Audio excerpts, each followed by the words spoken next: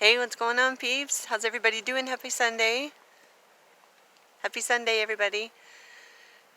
Um, so today I wanted to make a post in memory of my mom. Tomorrow would have been her birthday. She would be 66. Um, and she died about 8 years ago. She had a heart condition that was unknown prior to her passing. But she was overdosing on medication all the time, so I think she probably just did it to herself. So I just kind of wanted to make a post in memory of my mom and, something if she were alive today, something that I would do for her. So today's post is titled Just on the Other Side. And I kind of want to do it in the beginning, kind of from the angle of my mom, how maybe if she were alive, how she might be thinking. Um, so this is kind of something that I would imagine might have been thoughts in her mind. Man, it's Sunday and I don't even know if I have enough money to put coins to wash my clothes. And I have to figure out what I'm going to eat and how I'm going to put gas in my car so I can move to another place so I have a place to sleep tonight when I park my car. Because a lot of places don't like you to park your car in front of their store or hotel. So these are things that she would tell me.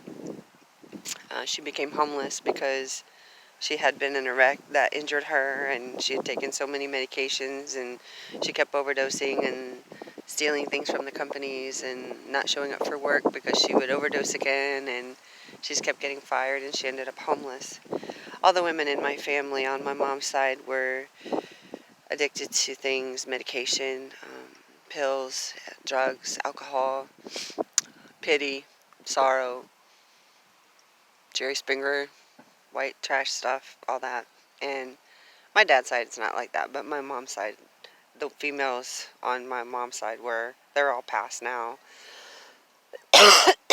Excuse me, I'm a little sick. But, anyways, so mom would go through things like that. I remember when she didn't even have enough money to buy water, and there was some kind of virus where she was, and she was worried she was going to get sick if she drank the water from the bathroom faucets. And I wasn't in a position to send her money, and it was really hard to watch. So I had just separated from my husband, and I moved her in with me because the doctor called me and told me that if someone didn't take her, she was going to end up killing herself. So my uncle drove her down, and she stayed with me and my son, fresh after I had separated from my husband in 10 years. And I took care of her for a little bit until she started threatening me and chasing me and stealing my things. And she tried to beat me up one time, and then I just had her Baker acted, and I was not in a strong enough place to take her back after she was done. So she went and stayed in a home and a shelter, and I took her things over there, and I would call and catch up on her, but I wouldn't talk to her. I didn't want to talk to her, but I kept up with her. And then I remember when she passed, I went to go pick up her things. It was really hard because my last interaction with her was not a good one. So she wanted to come back to the house to pick up the stuff that I was holding for her, and she had a broken foot, and she'd caught the bus with some guy, and he came, and they walked down the street, and she was carrying her crock pot because she wanted to make stuff for everybody. She was like me. She was always wanting to cook for people, and she wanted to cook, and she wanted to have her crock pot and her things, so she came with some guy that I didn't know, and I wouldn't even let her in the house because I was worried she was going to try to attack me or my son. So she just wasn't mentally stable. She loved me. She just wasn't mentally stable. So I didn't let her in the house. And I remember she was walking away and she was limping. She had a cast on her foot. She was going to take the bus back to the shelter, and she was carrying her crock pot, and I had plenty of food for Thanksgiving. I could have invited her. And that was the last time I saw her. And then like the next month I got a phone call that she'd passed. And I carry that guilt with me, and I've been trying to get past it, and usually I can. It's one of the things that has been helped me heal. One thing I got to tell you, these kind of posts are the hardest ones. The emotional raw ones are the hardest ones, but those are the ones that make you grow. If you've been trying to make a post and you feel like people aren't responding, keep doing it, because these are the ones that make you grow. And when somebody reaches out to you on the side and tells you that they appreciate what you did because it helped them, all it takes is one person to be touched by it, and that's all it takes. 100 people could judge me. One person gets touched by it, I'll do it 100 times. And then they'll do it, and then they'll do it, and we'll spread the love. But anyway, yeah, so I had that guilt with me for a long time, and it was really hard for me to let go. So if Mom was here today, and now that I am working on healing myself and getting better and growing, and I don't want to turn into my mom and be negative. I don't want to turn into my mom and have a very small-minded world and never want to experience the things around me that are just right outside my door. The beauty, she liked to garden. She liked animals, some of them. But she was just unhappy and angry and bitter and addicted and just toxic. I feel so bad for her. So the happiest I ever saw her was when she took me to church. I remember that.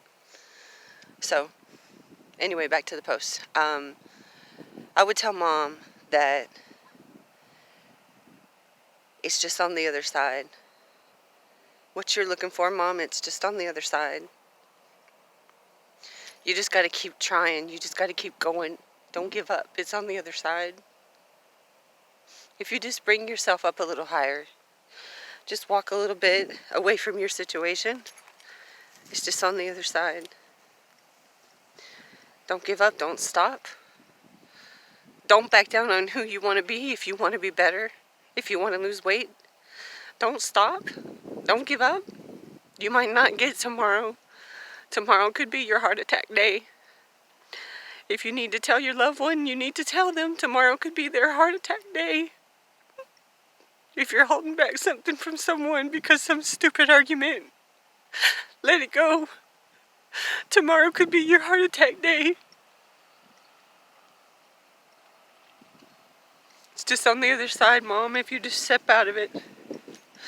If I just had one more chance to talk to you, I would tell you that it's just on the other side. You just gotta keep going. You just gotta keep pushing. Don't give up. Walk a little bit further. Just walk a little bit further. The beauty you're gonna start to see, the things you're gonna start to experience, the glory of His majesty, it's just on the other side. It's right there, you see? You're just right there. Don't give up. Don't stop. It's just on the other side.